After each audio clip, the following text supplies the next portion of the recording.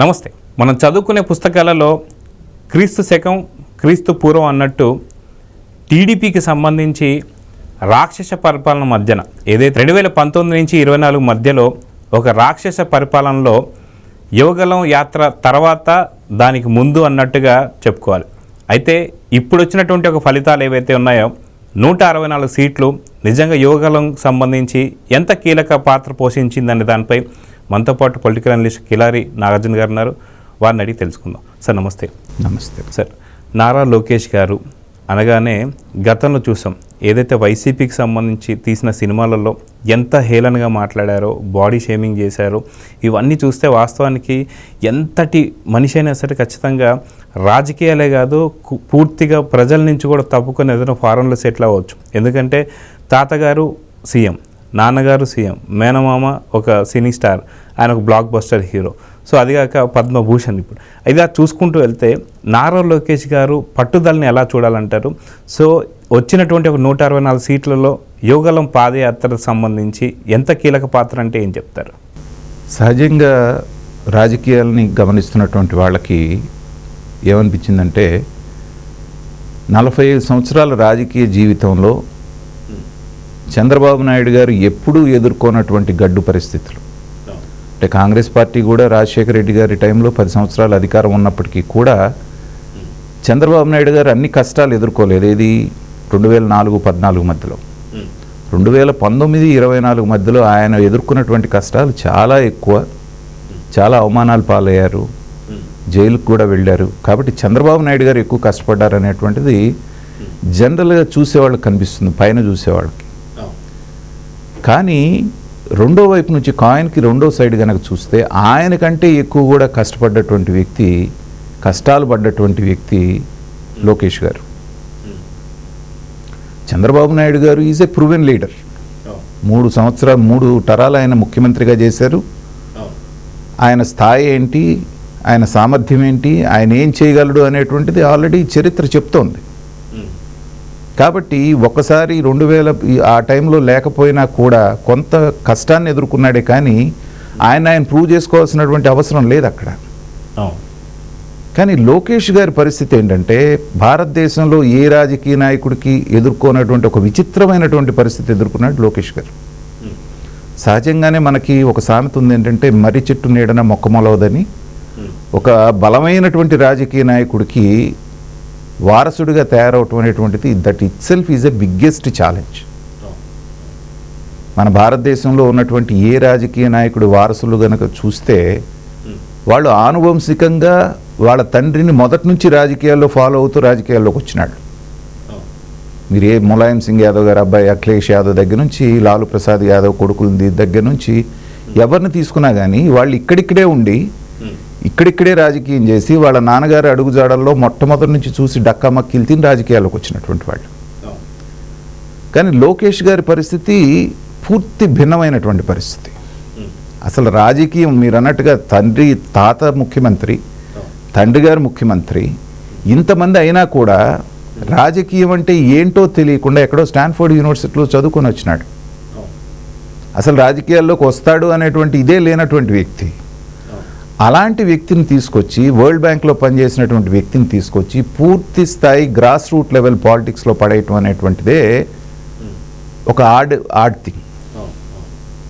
తర్వాత అతి చిన్న వయసులోనే ఎమ్మెల్సీని చేసి మంత్రిగా బాధ్యతలు ఇవ్వటం అనేటువంటిది అది ఇంకో పెద్ద ఛాలెంజ్.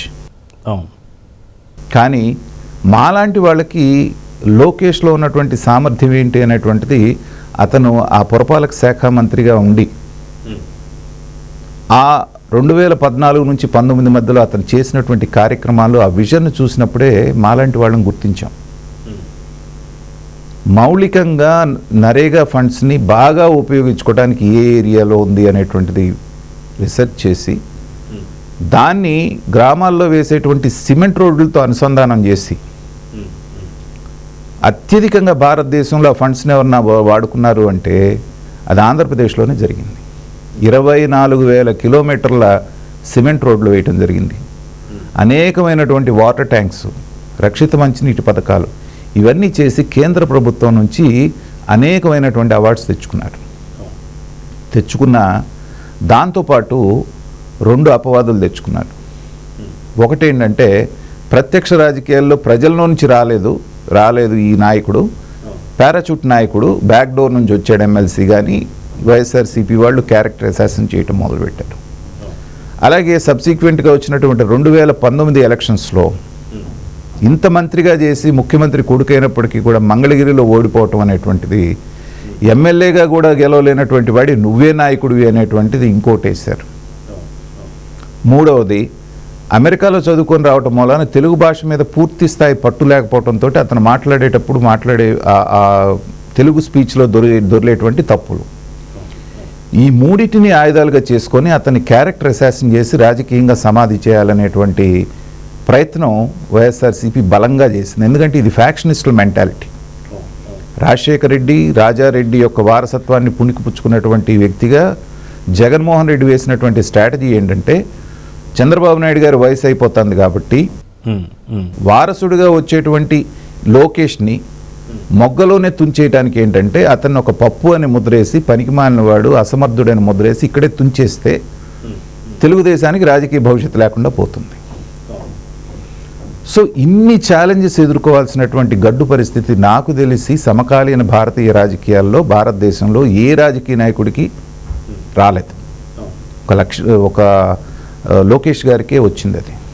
కానీ చంద్రబాబు నాయుడు గారి కొడుగ్గా చంద్రబాబు నాయుడు గారు ప్రతిసారి చెప్పేటువంటి మాట ఏంటి, సంక్షోభంలో నుంచి మీరు అవకాశాన్ని వెతుక్కోవాలి అనేటువంటి మాట చెప్తూ ఉంటారు.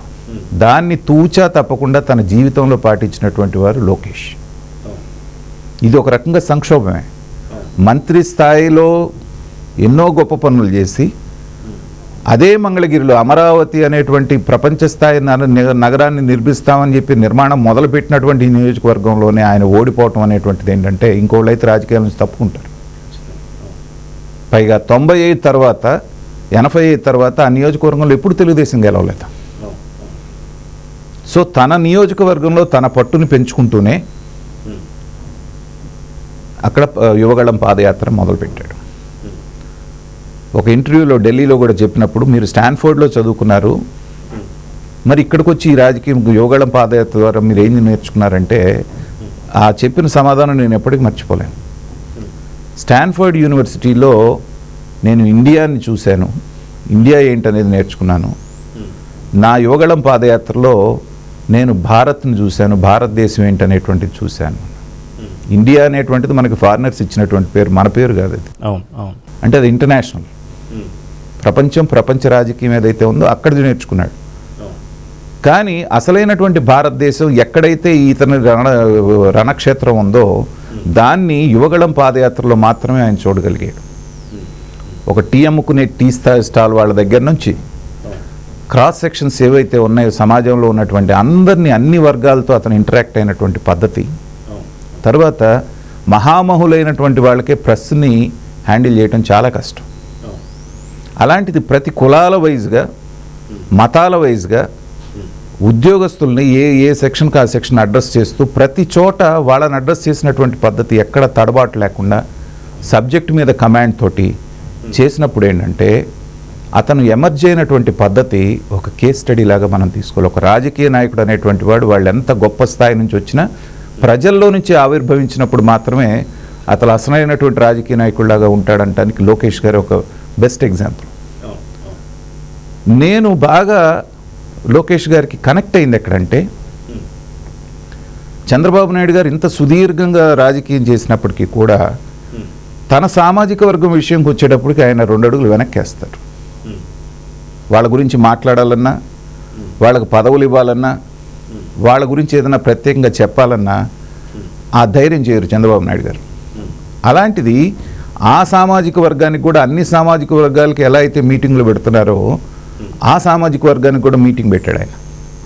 పెట్టినప్పుడు చాలామంది పెద్ద ఎత్తున విమర్శించడానికి ప్రయత్నం చేశారు. విలేకరులు కూడా అడిగారు, అదేంటండి ఇలా పెడుతున్నారంటే ఒకటే అన్నాడు, అవును వీళ్ళు సమాజంలో భాగం కదా ఈ సామాజిక వర్గం, పెడితే తప్పేంటి, అందరితో మాట్లాడుతున్నాను, ఇది ఒక్క మాటతో కొట్టేశాడు. నోరే ఎత్తల మిగతా ఎవరు కూడా.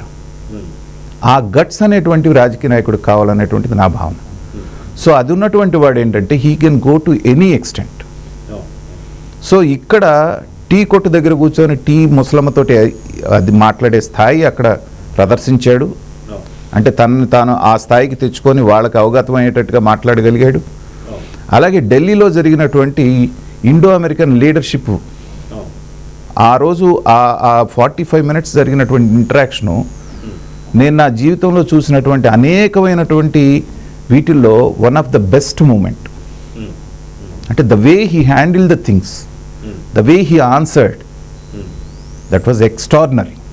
అంటే ఇది అది అని లేకుండా ప్రతి సబ్జెక్ట్ మీద అతనుకున్న అవగాహన, ఆన్సర్ చేసేటప్పుడు అతనిలో కనిపించినటువంటి సెల్ఫ్ కాన్ఫిడెన్స్, ఇవన్నీ చూసినప్పుడు ఏంటంటే ఒక ఆంధ్రప్రదేశ్కే కాదు భారతదేశానికే అవకాశం వస్తే దిశానిర్దేశం చేయగలిగినటువంటి ఒక మంచి లీడర్, యంగ్ డైనమిక్ లీడర్షిప్ అనేటువంటిది ఎమర్జ్ అవుతుంది అనేటువంటిది నేను ఫీల్ అవటమే కాదు, ఇవాళ భారతదేశం మొత్తం ఇంక్లూడింగ్ మోడీ గారు కూడా అది రియలైజ్ అయ్యారు. కాబట్టి మీకు గుర్తుందా మొన్న ఏపీకి వచ్చినప్పుడు ప్రత్యేకంగా లోకేష్ దగ్గర ఆగి నువ్వు అయిన తర్వాత నా దగ్గరికి ఎందుకు రాలేదు అని చెప్పి అడుగుతున్నారు. అంటే మోడీ గారు ఎవరితోటైనా పర్సనల్గా మాట్లాడాడు అంటే దాని వెనకాల ఎంతో స్టడీ ఉంటుంది. సో ఈ వ్యక్తి అనేటువంటి వాడు భవిష్యత్ రాజకీయాల్లో ఎంతో బాగా మనకి అవసరం ఉంటాడు అనేటువంటిది గమనించాడు. కాబట్టి ఏ వ్యక్తికి అవకాశం లేదు, ఏ రాజకీయ నాయకుడికి, అటు స్టాన్ఫోర్డ్ యూనివర్సిటీని ఇటు పల్లెని చదివినటువంటి రాజకీయ నాయకులు మనకు ఎవరు లేరు. కొంతమంది ఉన్నప్పటికీ కూడా ఏంటంటే వాళ్ళు మెట్రోపాలిటన్ కల్చర్కి మాత్రమే పరిమితం అయ్యారు, కానీ మేధావులు అనేటువంటి వాళ్ళు గ్రాస్ రూట్ లెవెల్ పాలిటిక్స్ చేసినటువంటి వాళ్ళు లేరు. కాబట్టి అలాంటి అరుదైన అవకాశం లోకేష్ గారికి యువగళం పాదయాత్ర అనేటువంటి కల్పించింది. ఇందాక మీరు అన్నట్టుగా క్రీస్తు పూర్వం క్రీస్తు శకం అన్నట్టుగా లోకేష్ గారు పాదయాత్రకు ముందున్నటువంటి లోకేష్ గారు వేరు. అది ఆ సామర్థ్యం ఏంటంటే తను పని ద్వారా నిరూపించాడు అంతకుముందు ఉన్నటువంటి వ్యక్తి. కానీ యువగళం పాదయాత్ర తర్వాత తనని తాను చేసింది చెప్పుకోవడం కూడా నేర్చుకున్నాడు. తెలుగుదేశానికి ఉన్న ఒక పెద్ద డ్రాబ్యాక్ ఏంటంటే చేసుకుంటూ పోతారు కానీ చెప్పుకోవడం చేత కాదు, చేసిన పనులు కూడా చెప్పుకోవడం చేత కాదు.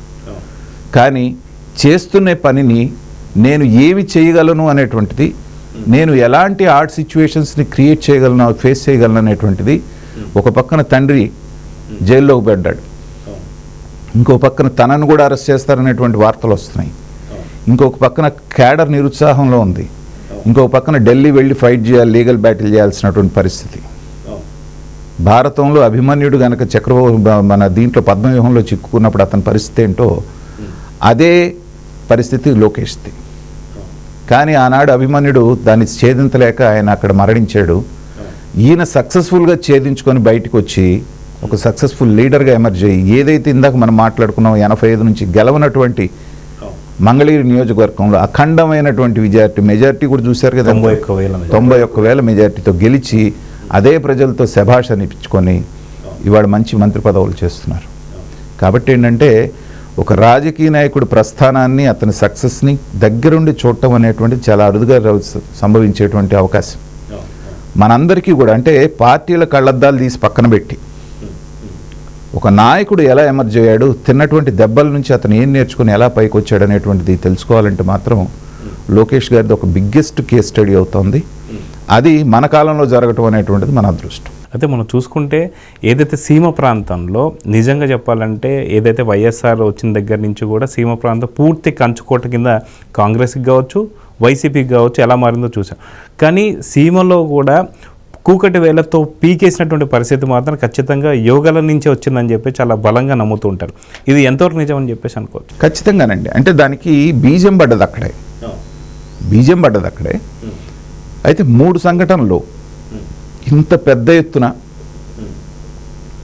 ఈ ప్రాంతం ఆ ప్రాంతం అని లేకుండా పూర్తి స్థాయిలో కూటమికి మెజారిటీ రావడానికి 164 సీట్లు రావడానికి ప్రధానంగా 3 కారణాలు చెప్తాను నేను. ఒకటి ఇందాక అన్నట్టుగా బీజం పడ్డది యువగళం పాదయాత్రలో. రెండోది వైఎస్ఆర్సీపీ పతనానికి పతాక స్థాయికి తీసుకెళ్ళినటువంటిది చంద్రబాబు నాయుడు గారి అరెస్ట్.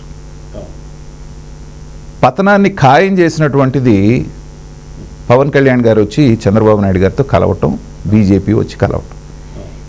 ఇవాళ ఏదైతే వైఎస్ఆర్సీపీ భూస్థాపితమైందో అది 3 భాగాలు అనుకుంటే 3 భాగాలుగా తీసుకుంటే 3 భాగాల్లో ఈ 3 సార్లు ఈ సంఘటనలు జరిగినాయి. కానీ దానికి నాంది ప్రస్తావన జరిగినటువంటిది మాత్రం లోకేష్ గారి పాదయాత్రతోటే మొదలైందని మనం చెప్పొచ్చు. ఆ విధంగా వాళ్ళ యొక్క సమాధి ఘట్టానికి ఫౌండేషన్ వేసింది మాత్రం యోగళం లోగయ్య. సో చూద్దాం సార్, దీంతో యోగాలకు సంబంధించి ఏదైతే ఎలాగైతే ఏపీలో మార్పులు అయితే జరిగాయో, సో మీరు ఇందాక అన్నట్టుగా ప్రపంచవ్యాప్తంగా ఆయనకు సంబంధించి ఎలా ఉంటుంది అనేది ఒక కేస్ స్టడీ కింద అయితే చూడాలి. సో ప్రధానమంత్రి మోడీ గారు కూడా గుర్తించారు కాబట్టి లోకేష్కి ఆల్ ది బెస్ట్ చెప్తూ నమస్తే సార్.